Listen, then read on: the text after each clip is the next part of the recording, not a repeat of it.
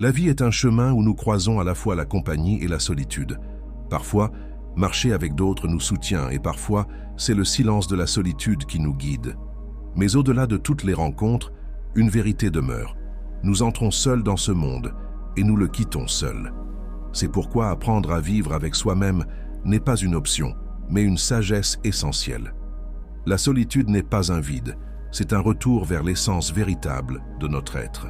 L'art sacré d'être seul. Être seul est souvent mal compris. On y voit une fuite ou une coupure du monde.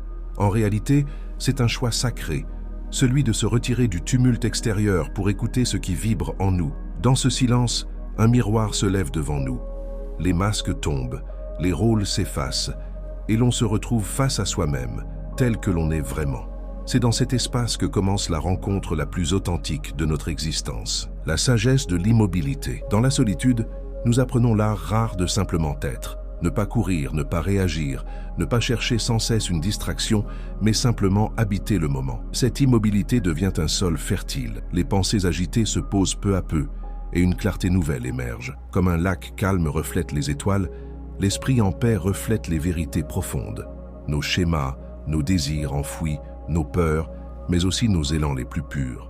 La transformation intérieure. La solitude est une matrice de transformation. Lorsque nous acceptons d'être seuls avec nous-mêmes, nous découvrons que nous sommes à la fois le sculpteur et l'argile. Chaque instant de réflexion nous façonne. En cultivant notre monde intérieur, nous déracinons le doute, nous semons la confiance et nous faisons fleurir l'amour de soi. Comme le papillon qui brise son cocon, nous quittons les limitations du passé et nous ouvrons nos ailes vers de nouveaux horizons. Affronter ses ombres. Être seul, c'est aussi un acte de courage. Car dans le silence, nous ne pouvons plus nous cacher derrière les rôles ou les validations extérieures. Nous faisons face à nos vulnérabilités, nos peurs, nos insécurités, nos blessures. Mais ces ombres ne sont pas des ennemis. Ce sont des nuages passagers. Dès que nous les éclairons par la conscience, elles se dissipent. Alors nous comprenons que nos imperfections ne nous diminuent pas. Elles sont le chemin même vers notre authenticité, la flamme divine intérieure. Au cœur de la solitude, une découverte essentielle se révèle.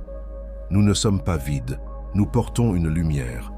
Sous les couches de conditionnement et d'attente sociale brille une étincelle de divinité. La solitude nous aide à nous reconnecter à ce trésor caché. Alors, être seul cesse d'être synonyme de manque. C'est un acte d'amour envers soi-même. Nous devenons notre propre ami, notre propre guide, notre propre force. Nous apprenons à nous pardonner, à nous encourager et à marcher avec tendresse à nos côtés. De la solitude à la véritable relation. On pourrait croire que la solitude s'oppose aux relations. C'est l'inverse, elle les purifie. Car plus nous nous connaissons nous-mêmes, plus nos liens deviennent authentiques. Dans le silence, nous développons une intelligence du cœur, une capacité à ressentir nos émotions et à comprendre celles des autres. Alors nos relations ne reposent plus sur le besoin ou la façade, mais sur la sincérité, la confiance et la compassion. La solitude nous donne le discernement nécessaire pour reconnaître les liens qui nourrissent vraiment notre âme. L'unité avec le vivant. Paradoxalement, c'est dans la profondeur de la solitude que nous découvrons notre unité avec le monde. En cultivant notre propre lumière, nous contribuons à illuminer la conscience collective. Le silence devient une prière vivante. Un espace où l'on sent à la fois son propre cœur et le souffle de l'univers. Dans cette communion naissent les visions, les rêves et la force de créer une vie alignée à ce que nous sommes vraiment.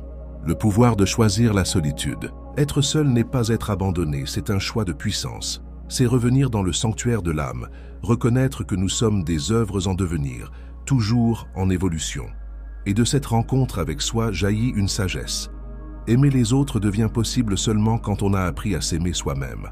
Embrasser la solitude, c'est devenir un phare pour le monde, un témoin vivant que la paix intérieure est le chemin vers une existence pleine et lumineuse.